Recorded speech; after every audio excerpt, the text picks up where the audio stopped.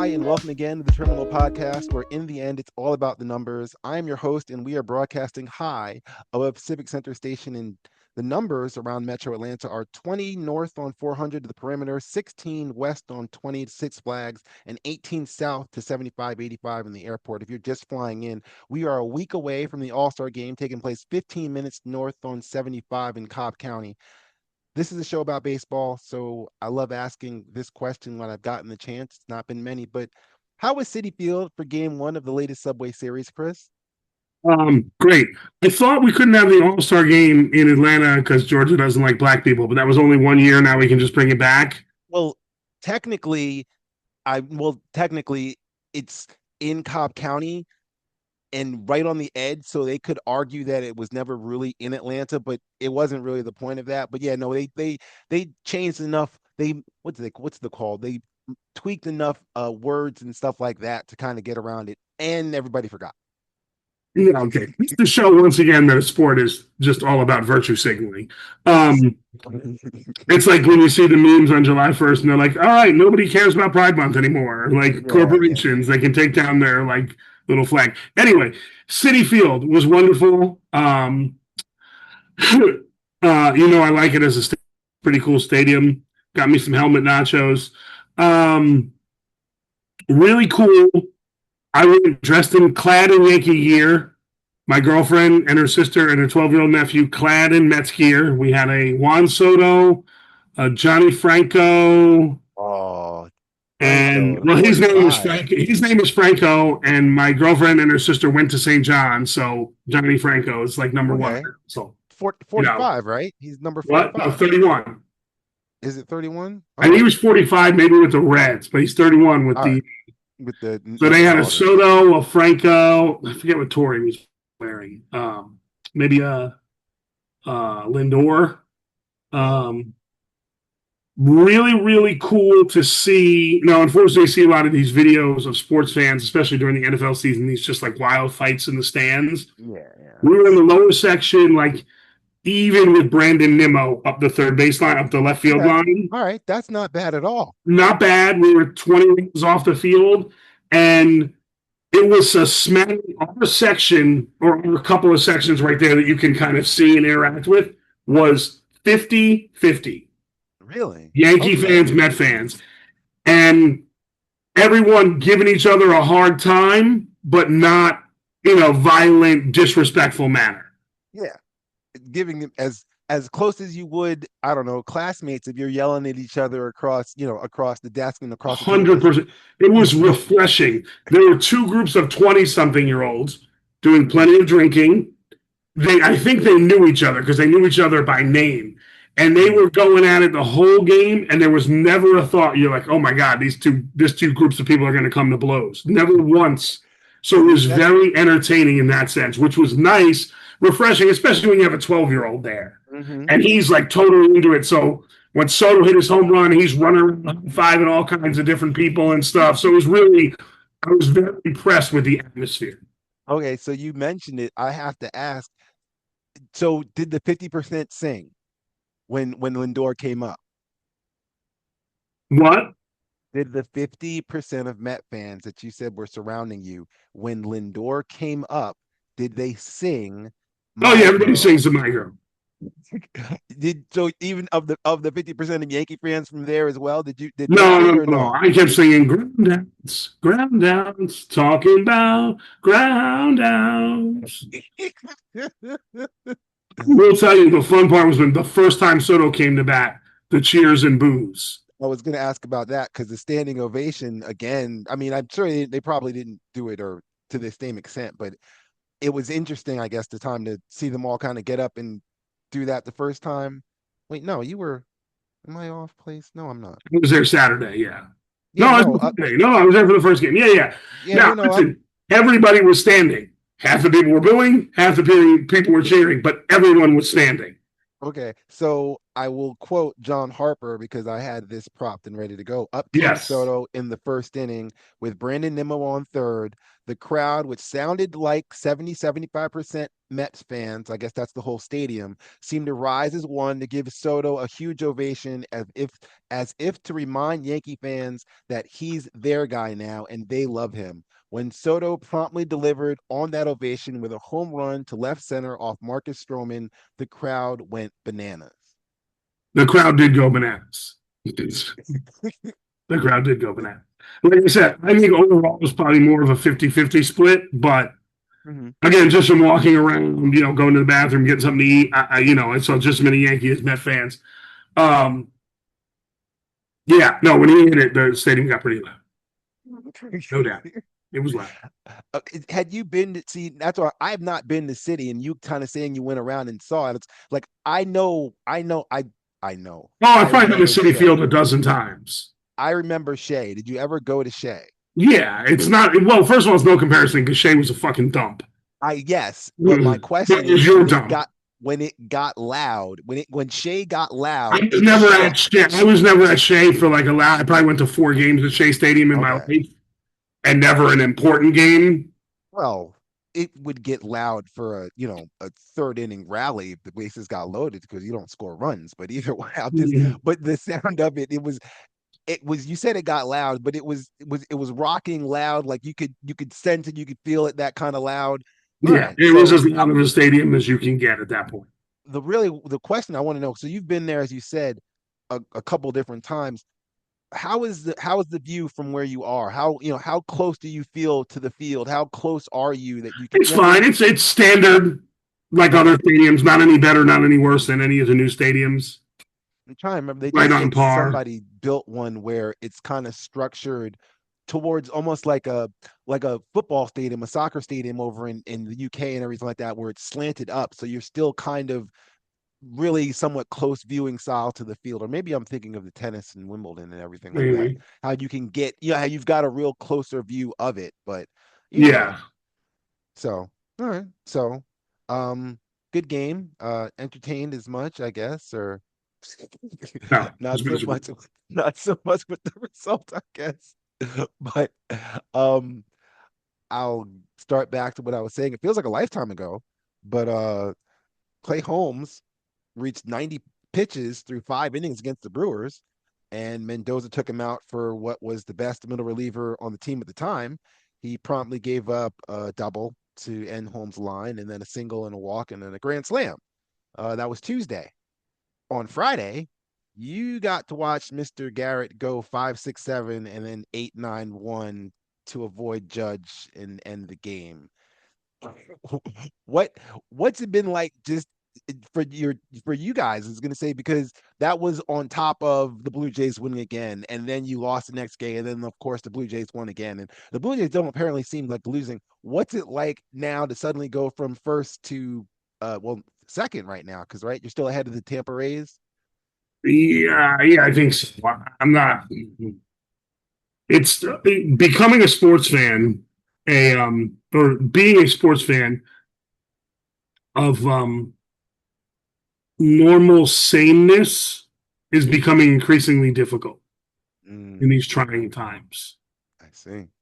I mean, with the advent of Twitter and the more sports radio and and Michael Kay was talking about it yesterday, and I'm gonna echo the same things. Like, all right, so they had a bad stretch. They did.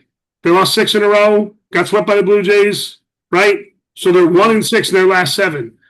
But a month ago, or in May, they went 14-4 in a stretch. How come that stretch isn't indicative of what they're going to do in the postseason, but the 1-6 stretch is indicative of what you're going to do in the postseason?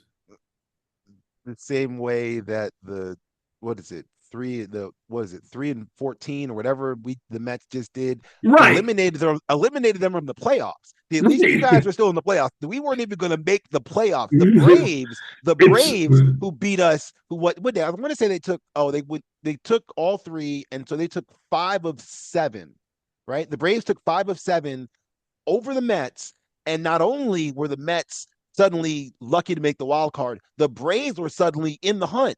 and now they're back, and everybody's got to worry about the Braves. And I get to say this because you're looking at the skyline that is Atlanta. They're back where they bleep and belong. Mhm. They're not even as good as the Marlins, which I find beautiful because the Marlins, who I don't want to see anytime soon, they've always got talent. They just seemingly have talent. If you look at the standings, I'm sorry, I'm saying that knowing the standings right now, the Marlins and the Braves are much closer than the Braves to anything close to the top of the NL East. Right. But it's the same part. The Braves were suddenly going to be the greatest team ever, and then a couple weeks later, they're not. It's like, yeah, it's a long. It's I think what it is the because the NFL is the top sport in the land, the mentality of the NFL forces its way onto the other sports.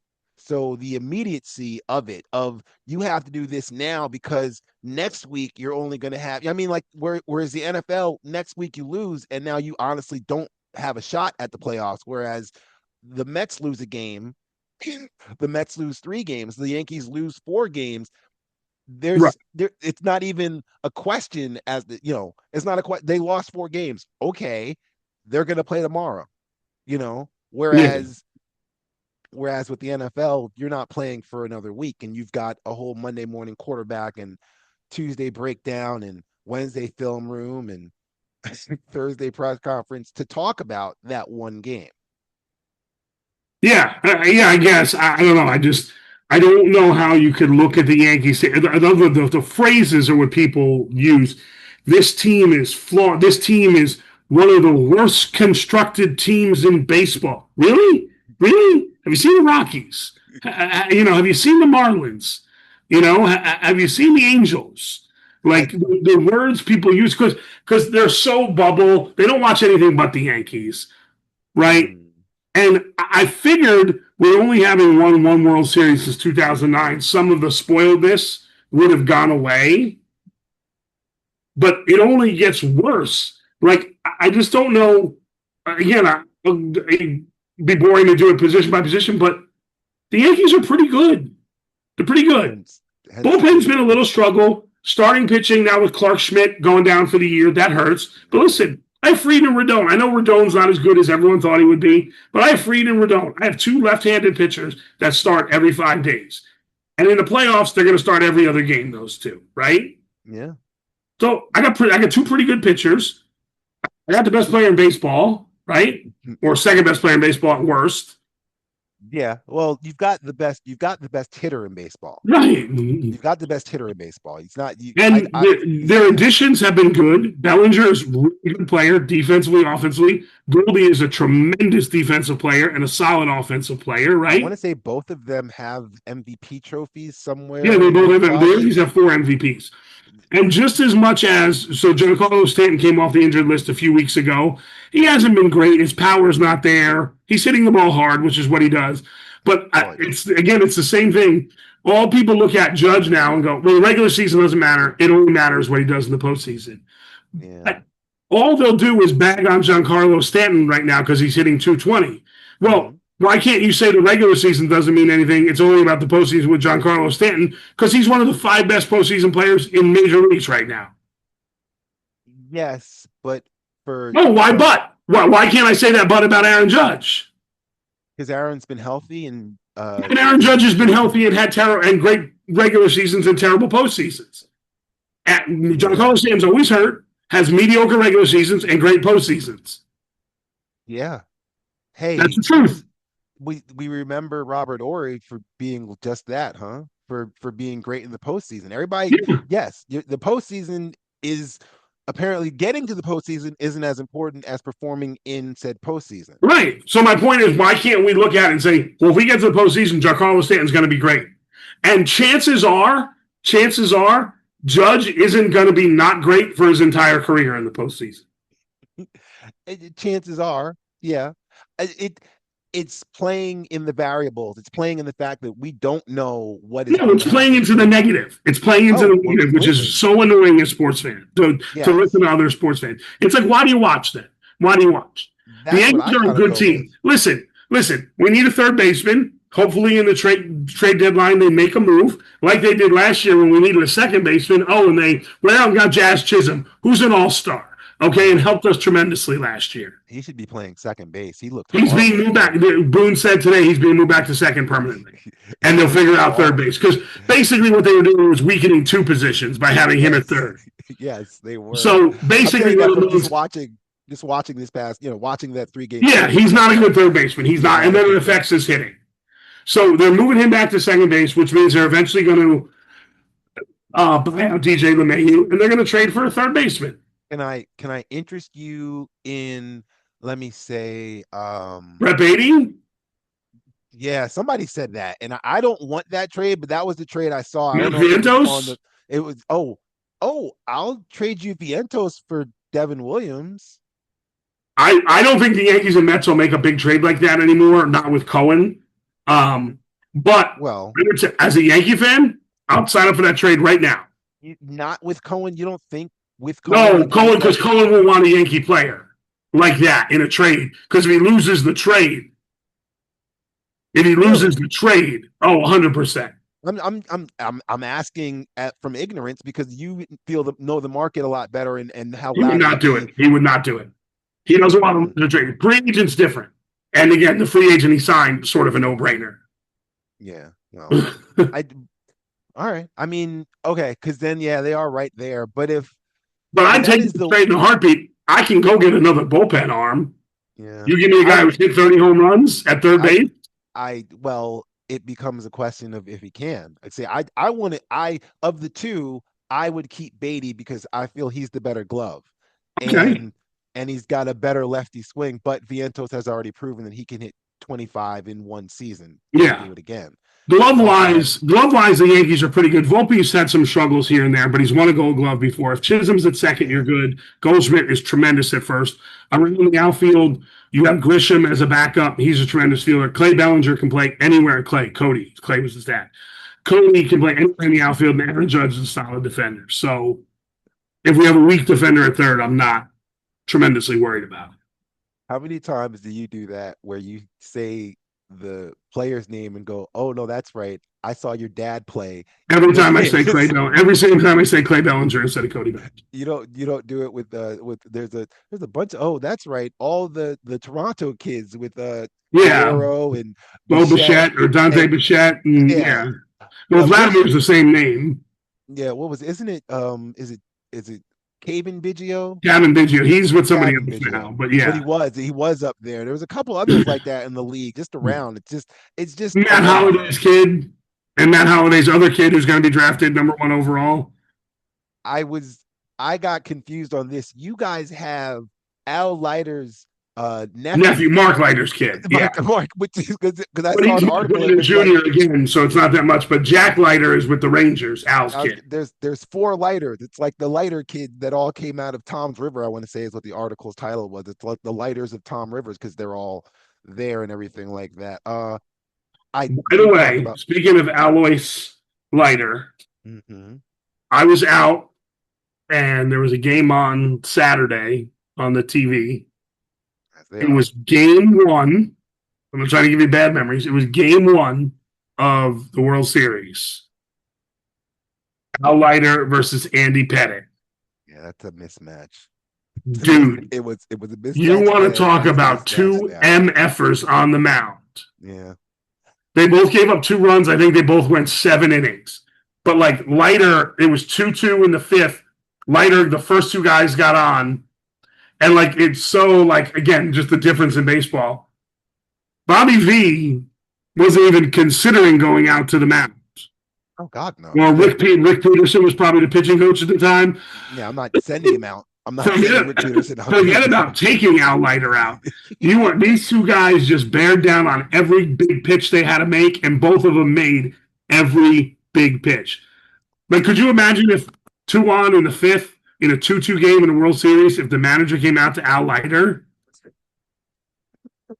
He'd stare at him all just the way stab walking the guy out. through the throat? Like, I did speak negatively towards Al Leiter because of what you just said. There's going to be two runners. There's going to be two people on, and you got to sit there and question: do I want to go out and talk to him? But he's then going to, or and three times out of four he'd grizzle down and get those guys out. But it's the Right. panic that I had to live through watching that happen, and it's an every game thing. It's But not like, wasn't that such a good panic to live through? I I guess it made me a better fan. It made me more Made you a better person. it makes me more understanding of pitching. I mean, the I'm not just saying pitching. I'm just saying that at bat, the batters, grinding out the at bats too. Like yeah. it just made you a better human. To watch a long struggle and it's really to watch the struggle and that knowing that it's going to be that man's struggle, that one person struggle, Seven because innings, 5 hits, 3 walks, 7 strikeouts, 2 earned runs. until pitchers, I'm going to guess 119. No, 126. 126. 126. Yeah. Because but That was the Australian game where Vizcaino got the hit. And then there were some superstars that came in the game afterwards. you're mentioning Mets Yankees, and I was going to talk about sports rivalries, and I'm just curious, when it comes to do you consider the Mets a rival? Do you consider the Mets a No, rival not of the really. Yankees? Okay. Not really. So when it comes to the rivals of the Yankees, which is obviously the Red Sox, but it also could be the Blue Jays, could be the Orioles, depending what you want to side. Do you hate the franchise and or specific players on said team? I mean, Uh, anything to do with the Red Sox. what? I hate anything to do with the Red Sox. Okay, that's what I was gonna say. Like I don't I hate pretty much everything to do with the Filthies. When it Right. comes to them, I don't like the Philadelphia franchise. I don't living here, I don't hate Atlanta as much because I recognize that they're second fiddle. So it makes me feel better about the fact that even the people in their own city and regional area don't truly care about them as much as they care about UGA football. Right. It's like, yeah. So it's like It's I great to be a Georgia Bulldogs fan. It's great to be. I'm sorry. so is there any specific players from said teams? Like I hated Chipper Jones when I was younger and he was playing, but I don't hate him now. You know what I mean? I still think Ryan Howard was highly overrated. I hated Reese Ryan who? Hoskins. Ryan Howard, Ryan Howard. the Phillies first Yeah, baseman. yeah, yeah. Yeah, didn't think he was as great. Don't respect Cole Hamill. Can't hate Aaron Nola because I'm not ever worried about Aaron Nola when he's on the mound. It's like, do you have I'm curious, do you have individual hatreds of players like that, or you're just sort of Well, generally every all Red player in the Red Sox? Sox from 1995 to 2010. You hated Um, Noma? You hated Noma? no Oh, lie. Jose Altuve. okay. Jose Altuve. Oh, I'm supposed to remember Jose Altuve against what he's done against your Yankees. I do not. He cheated. Oh, Altuve. I see. There you go. I don't have that. I don't have that hatred for Jose Altuve, but he didn't Because cheat he my didn't team. cheat to beat your team. He didn't cheat to beat my team. That's fair. That is And it's fair. undisputed. MLB said he cheated. And Okay. they did nothing. Well, What? What? well. They fired the manager. Woo! What does it all mean, Basil? None of the players got disciplined. So then Kyle Tucker in Chicago right now. I mean, I guess hate would Yeah, be you yeah, I have don't like hatred for him. him. And Bregman is doubled down because he's now a Red Sox. So Yeah, that's extra special. Dude, I know you think Ryan Howard's overrated, and over his career he might be, but that one stretch he had, whew, yeah. Oh, there was coach, a he went 58 149, yeah. 47 136, 48 146, 45 141. The 58 year is the one, but the other ones, it's like he he was also a Philly. So like with the Red Sox, there's already a natural hatred for Right. him wearing that uniform. But a lot of those times, like, you can get him out. Who is I'm trying to remember who was hitting behind him. Cause Probably was Utley hitting in front of him. because he no, because yeah, it was Utley. Rollins, Utley, Oh, it was a right fielder whose name I'm gonna like, oh, I can't believe I forgot about him. Jason Worth, maybe. There you go. He's on those teams. It's like, Let's yeah, see. Let's see. Let's see. Let me get to the. third How do I get? baseman. Who was the third baseman on those teams? It's somebody, Let's but pick yeah. the 40 and 146, right in the middle of that 2008. Or what year did they win the World Series? Oh eight. Oh, yeah. You've got Utley and Jimmy Robert, Jimmy Rollins. Jimmy Rollins. I was gonna say Jimmy Fallon, but um, Yeah, it was probably Worth or Pat Burrell hitting behind him. yeah. But it was either way. That's the thing. I wasn't Yeah, the I third wasn't baseman a, was nobody. The I third was baseman was Pedro Feliz. so it was Utley who I was That thinking was of. their rotating position. They had Carlos Ruiz behind the plate, Chooch, Ryan Howard, Chase Utley, Jimmy Rollins, and then Burrell, Victorino, and Worth around the outfield. It's Okay. pretty good. It's pretty good squad, coach. Hey, that doesn't mean I gotta like them. No, no, Uh, no, no, no. Believe me, yeah, um, pretty good squad. they are a good squad. I'll ask you, are you a fan of the whole dugout hijinks and everything like that people do and all that stuff? It doesn't bother me. I don't really care. It's It stupid. doesn't bother you, but you don't Yeah, you find it stupid. You're not yeah, it's entertained by stupid, but it. I don't care that it's stupid. Like Okay. I was gonna say, I mean, the to difference, I feel me, like it's in the dugout, which I'm fine with. mhm. Because So if the cameras didn't show it on TV, um, 40,000 of the 42,000 people in the stadium can't see it anyway. wouldn't see it. Yeah. So then things like, yeah, I was gonna say, well, I'll go to the things that I do like. So I was gonna ask what's your favorite. So I'll ask then, what about the in-game interviews? I don't hate them. I don't think it's a big deal. I think it gives Neither do I. access.